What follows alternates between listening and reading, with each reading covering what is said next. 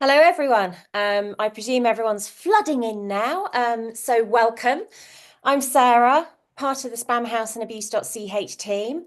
So this is finally happening. Thank you, everybody, for your patience. I know we've had to Hello, reschedule everyone. I presume. a couple of times.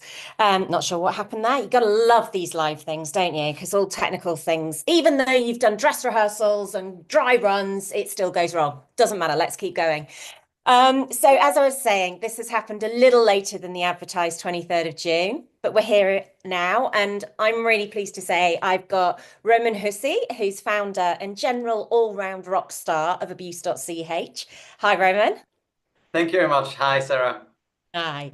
And then we also have Carel Bitter, CEO of Spamhaus. And Carol, if you don't mind me saying, one of this decade's great DNS Jedi, I think, Thank personally. you. Thank you. There's a lot of credit. Oh, well deserved though, well deserved. So Carol, can I just check you fully recovered? Because I know you've been pretty poorly over the past month. Yeah, yeah. The wonders of modern medicine have worked for me. Nice, nice. So, gentlemen, I'm going to be posing questions to you two from you guys out there. We're going to be covering, and you now have your chance to ask questions on the relationship between abuse.ch and Spamhaus, and also around the abuse.ch platform and what might be coming down the line, etc. Before we get into that, I just want to say a massive thank you to those contributors who have been providing such great feedback with regards to the merch boxes that we've been sending out over the past week or so. So our top contributors, thank you so much for the feedback. I know the team's been delighted to see it and read it. It was no small feat to get those boxes to you, but worth every ounce of effort. And who knows what we might do next year to top this. We'll see. We'd like your feedback actually as to what you'd like next year. And if you didn't receive a merch box, get contributing, really. And hopefully next year, but we'll have a big surprise for our top contributors. So let's stop there. Basically, in terms of what you guys who are watching, this is your opportunity to ask the questions. There's a box below on the YouTube channel where you can put your comments in, and they're going to be fed back to me, and I can pose those questions to Carol and Roman. In the meantime, I'm just going to pick up while you all get your thinking caps on as to what you want to ask. In the meantime, I'm going to pick up from the great little video you guys did not so long ago. And you were talking about the alignment that there is in our mission, both Spamhaus and abuse.ch. How do your areas of interest and tracking abuse complement one another? Because they are different, aren't they? Yeah, they are. I think they historically they are quite different. While abuse.ch always had a thin spotlight on malware-related threats and botnet-related threats, Spamhaus traditionally is known for fighting spam. This, of course, also includes phishing and other cyber-related threats. And what we figured out is, and that's not something new actually, is that you have a lot of threats today that use different channels and different delivery mechanisms to perpetrate and penetrate networks. And I think the alliance we have is puts the visibility that both we have together and hopefully contributing to a more safer internet. Nice. Thank you, Roman. And kind of going further into that, can you perhaps, Carol, talk about how the abuse.ch data has more impact by partnering with Spamhaus? Sure. Yeah. I mean, I think one of the main things that we add is yet more distribution channels for all the great data that the contributors share on the platform.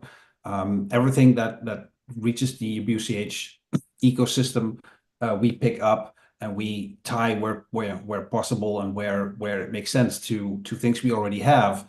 or we don't have, and that goes into all the things that we normally distribute to all our users, either the free or the paid ones. And we have quite a big reach, so does abuse.ch. And by combining that, it's just it just makes it that much more available to the general public on the internet.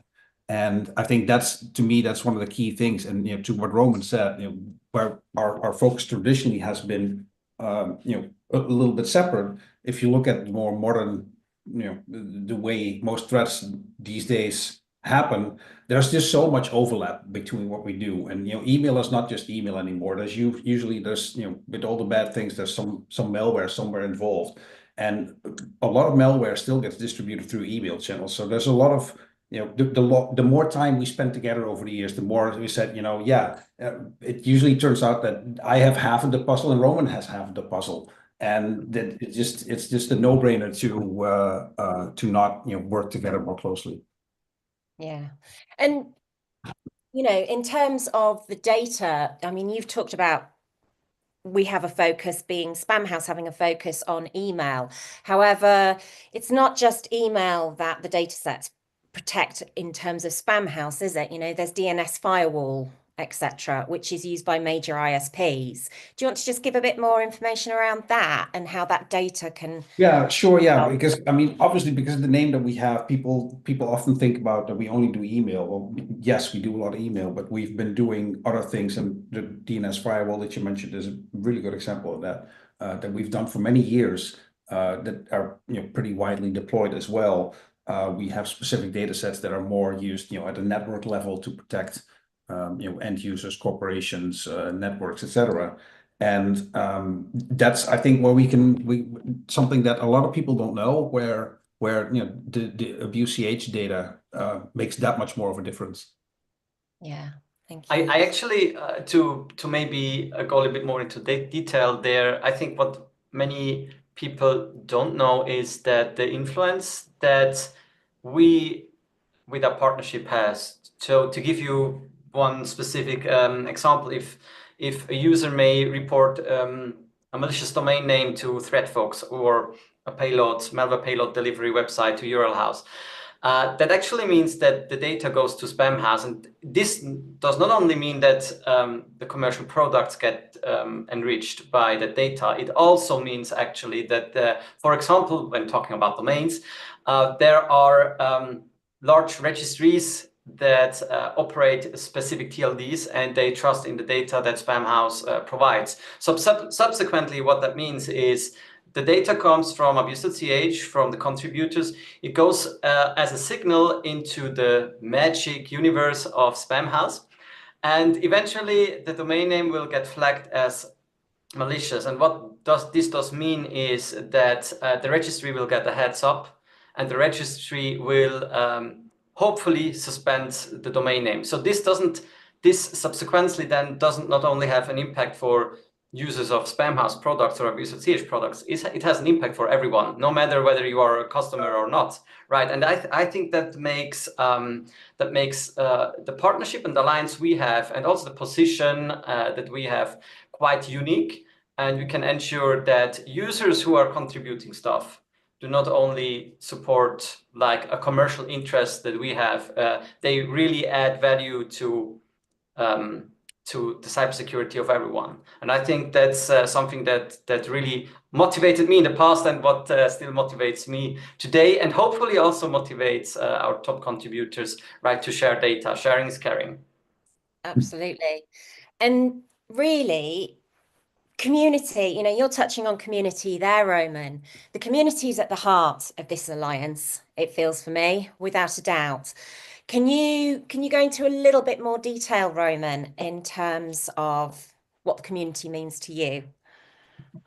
Yeah, I think that's a typical abuse.ch thing, the community. As a matter of fact, what abuse.ch does is it provides platforms for free, and where users, that means security experts, can contribute data, but also consume data to protect their own constituency. And what actually makes us unique with regards to that is we do not want to just get data. We also want to give something back to the community. So that's, I think, what we mean with having the community at the heart of what we are doing, being, you know, in the same boat, sharing the same mindset and specifically the same goals, and giving something back to the contributors. And I think we have shown that now as a start with the gift boxes we were giving away. It was just gift boxes, but I think cool gift boxes. And what we will trying to figure out is, well, how can we give real life recognition in the future? You know, I mean, some of these contributors are working very hard. They are sharing a lot of threat intelligence, and we really want to give them something back beyond than just a gift box. And I think that's a mission, and that's what we mean with putting the community in the center of what we are doing. Yeah.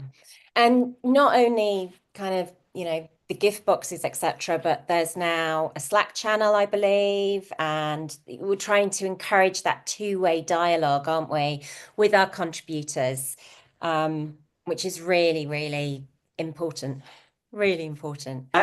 So the experience I have made is with getting more in touch with some contributors is there are like two types of contributors. The ones that want to remain anonymous, you know, they don't even want to share their postal address for shipping our gift box, which is completely fine. And then there are others who seek, yeah, you know, the exchange with others, like-minded people, and exchanging and talking about emerging threats or upcoming trends in the cybersecurity landscape. And what we try to do is with the Slack channel a little bit to trying to motivate people to exchange, but also, of course, giving the users, the top contributors, a way to directly talk to us, reporting bugs or placing feature requests. And I think that makes the working together as a community much easier. Yeah. So you know, we've touched on, it's not just contributors, but obviously it is a free platform. And there's going to be some changes coming down the road to the platform in terms of wanting everyone to be authenticated. For those who are authenticated, what's the new functionality that they'll get? Yeah, so maybe a few words why we are authenticating. I mean, abuse.ch, what was very special for abuse.ch was always you can use data with no authentication. You don't need an account, you don't need an API key, whatever. Sadly, real life looks a little bit different. You have organizations or individuals who are hammering the API so much that the platform becomes unavailable. And then it's a trade-off between, well, either you put some sort of authentication in place so you can start actually rate limiting or blocking these ones who are bringing the infrastructure down because of their hammering, or you keep it open. And as a matter of fact, then, yeah, platforms are slow and not stable, and sometimes not even reachable. So it was a hard decision, but I think it was the right decision that we will put authentication in place. It's actually already available for a few months now. And the goal is that we put authentication in force in terms of you need to authenticate by August this year. And as I said, the idea behind it is that we can finally, hopefully, get rid of those who are hammering the APIs too much and negatively impacting others.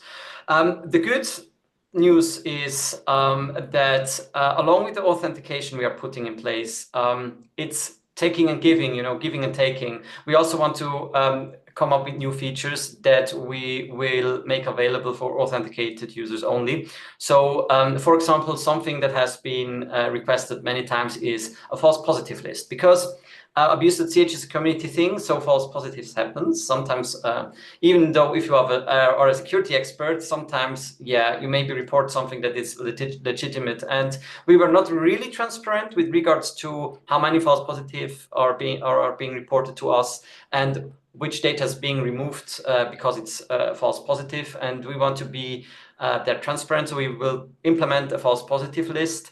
That also means that you, if you use data sets from abuse.ch in your own network in your CM, for example, for alerting, you can get the false positive list to get rid of the false positives, right?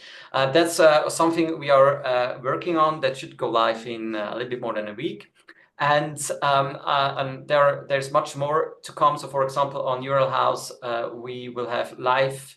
We have hunting functionality that you may already know from other platforms like Yarify. So you can hunt for specific signatures, so malware families, for example, tags, or even URL patterns. So that turns out to be something very cool that you also know from other platforms.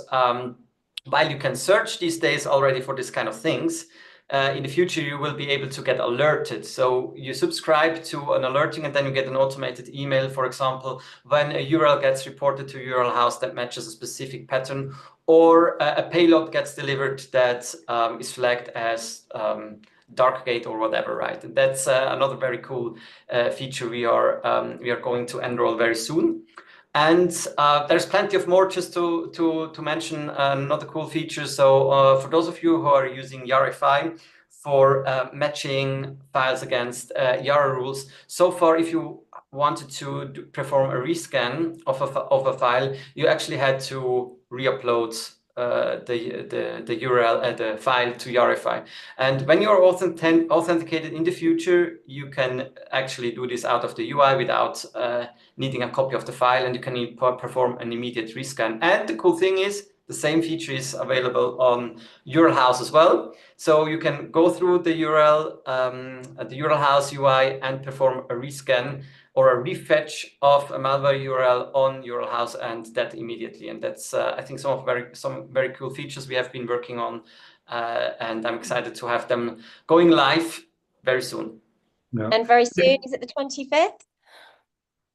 25th of February, yes. Yeah, nice. Sorry, Yeah, Carel. just quickly to add on to all the good things that Roman said, you know, by limiting the abuse of the abuse.ch platform, which, you know, sounds kind of weird, but unfortunately that is happening. That's how we open up the resources to do the cool new things that Roman is mentioning, and be able to offer those kind of features that are, you know, from a resource perspective, a little bit more intense, and it's fine. I mean, these are really cool things that I think we you know, once we offer those, I think they'll bring a lot of value to the users.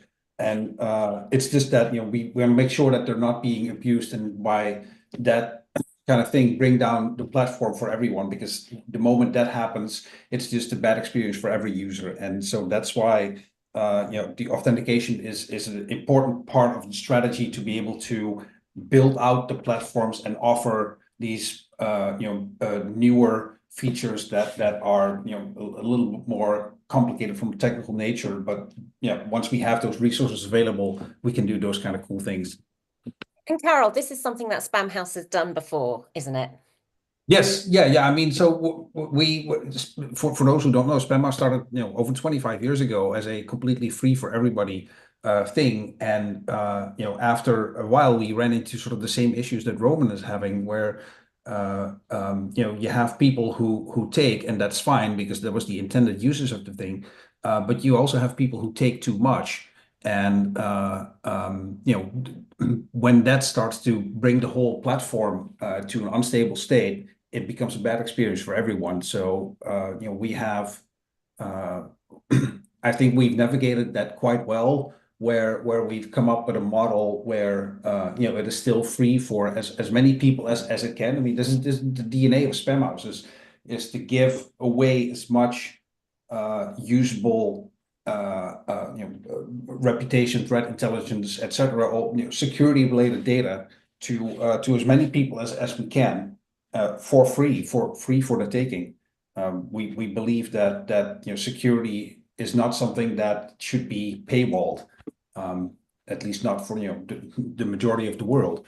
So yeah, it is something that we have experienced with, and I think we, you know, together with Roman, we will be able to do a good job where you know, the right people will still have the right access. Nice. And in terms of, so mandatory authentication's coming along in August. As from the 28th of February, we'd like people to move across to be authenticated. And they will get additional functionality. Roman, thank you for going through all of that.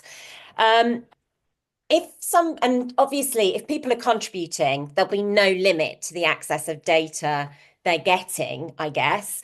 But if you're not contributing to the platform and you're not sharing and caring, then will you still be able to get access to the data?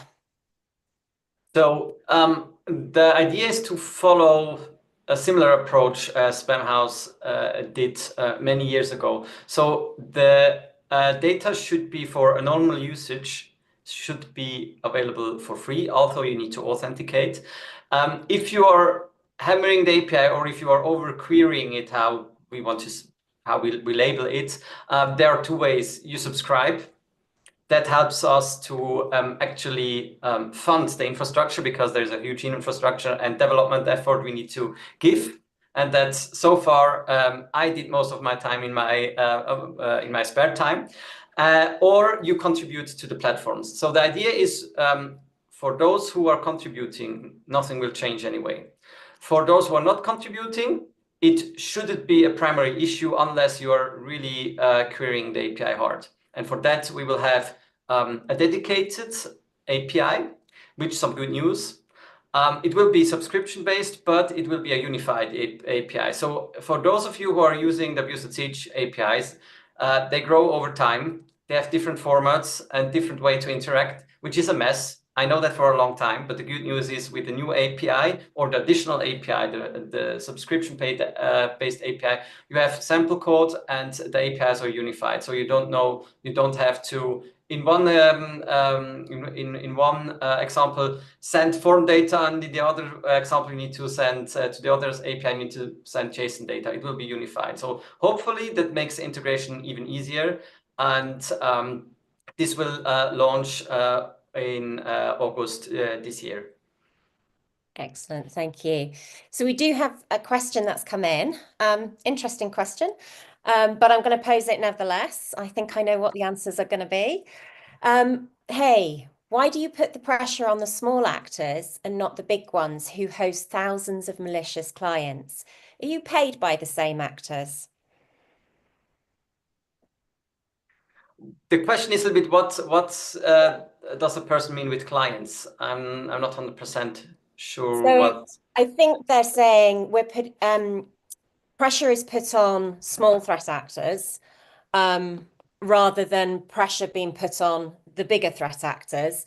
Are we being paid by the bigger threat actors to just focus on the small ones? I hope it would be where do you want to start? So maybe I think from an abuse.ch perspective, for those of you who know the platforms we have, it's less about the threat actor itself, what the modus operandi is, who that person or that group is or that actor, rather than to the technical information about the infrastructure being used by this threat actor. This could be file hashes, it could be URLs, IPs, whatever. And as mentioned, the platform are open for everyone to contribute as long as they authenticate. So what we see represents what user reports. And that means if you have the feeling that we are getting paid by some threat actors for not jumping on their foot, you have a way to change that by submitting threats that are related or that are originating from these actors. The platforms are open. You can contribute, and we will handle this data the same way as all other data. Yeah, hopefully that answers the question. I'm not sure, Carel. There might be one other interpretation to the question is do we put equal pressure on smaller infrastructure versus like the really big shared players, the big cloud providers of this world, etc. Yes, we try to pressure. If there's bad things, then we try to get that fixed, and it's not always. There's no one way approach to it. What works with one party might not work with another party. We are always trying to engage with everyone where we think there are problems, and some of these things are easy solutions, and some things are recurring problems, and sometimes it's surprisingly hard to find the right people inside some sort of giant at one of the giant cloud providers, for example, that can do the right things. A lot of these problems are a lot harder to solve than most people think. Nevertheless, we've been trying to do this for 25 years, and we will continue doing this until we fix this, basically. Maybe one thing to mention there. So with regards to URL house, for example, if you report a payload delivery site, a malicious payload that is in fact malware, and you report it to URL house will handle that submission equally. So we will send out an abuse report anyway to the network that hosting or facilitating that malware delivery. And one important thing there to mention is there are some big CDN providers or big cloud hosting providers. And with some of them, abuse.ch has a good relationship because they trust in the reports we are sending out. And that means that some of them act very fast or even have auto-nukage in place if we report something as bad.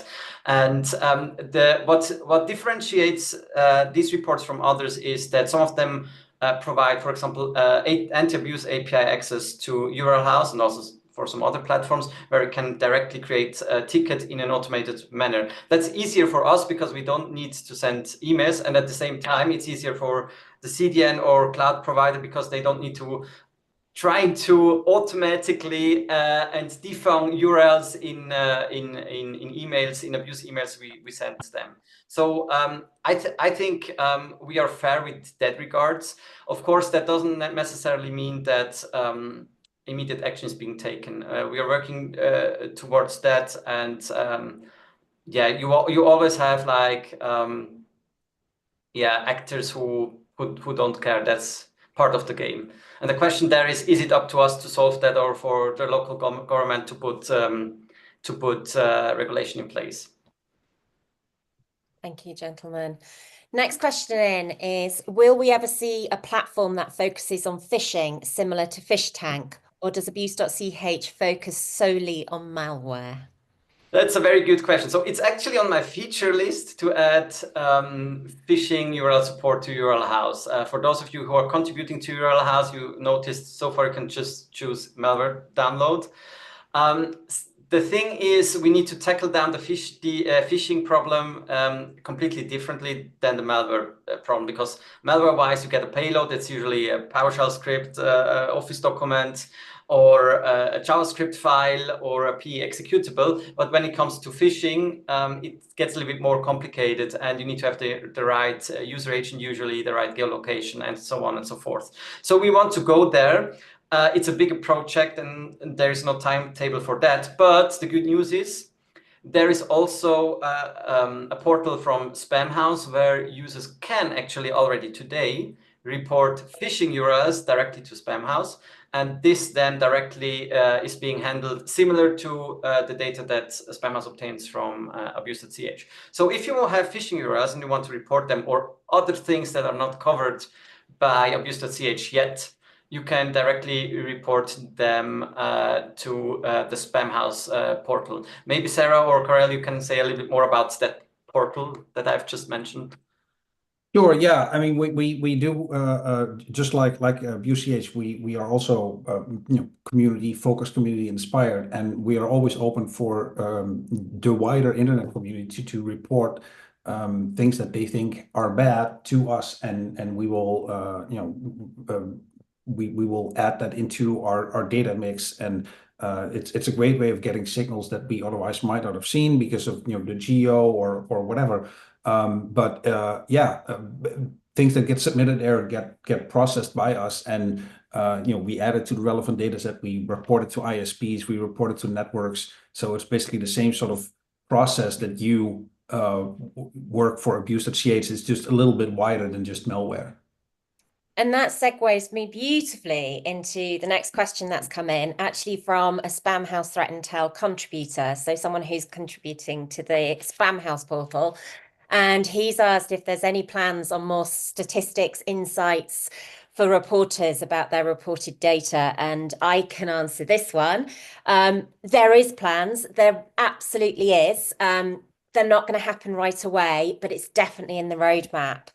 And that segues into, I certainly know that Roman has in the roadmap for his contributors wanting to recognize what they're doing and show, you know, how great they are individually on the platforms. So that also is in the roadmap too, but not going to happen tomorrow. Soon-ish. Next 12 months, maybe, should we say? No pressure. No pressure now. Don't say these things in public, Sarah. Have we got any more questions? Because I realize this has run to half an hour, which is longer than we anticipated. If there's... I'm talking too much. No, it's all good.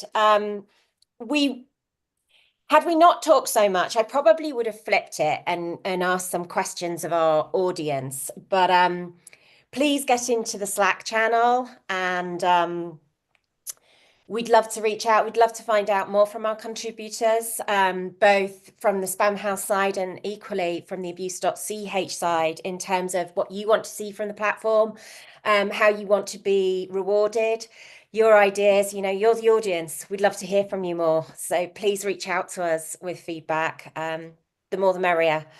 There'll be a recording of this put onto YouTube.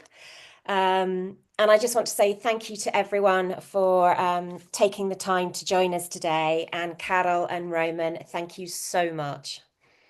No problem. Thanks for having me. It was my pleasure.